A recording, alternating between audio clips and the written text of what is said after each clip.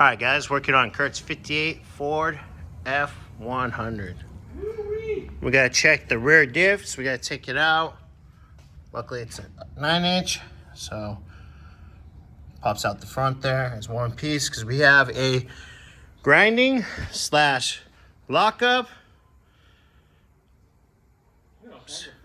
Yeah, that was a fun ride. So we gotta get these. Well, obviously, gotta take these tires and rims off. 101. 101. Drain the diff. Luckily, it has a drain port on the bottom, so that's gonna make it fun. Because while that's draining, I am gonna pop the axle shafts out.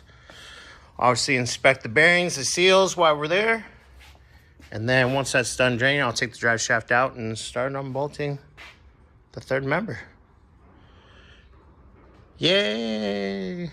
But this truck is really fun. Yeah, this truck's cool. I love the sound of it. We gotta fix that exhaust pipe too, the other side. Other side.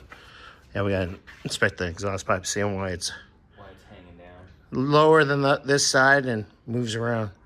All right, well, I'm gonna get a little more work done and show you what we find.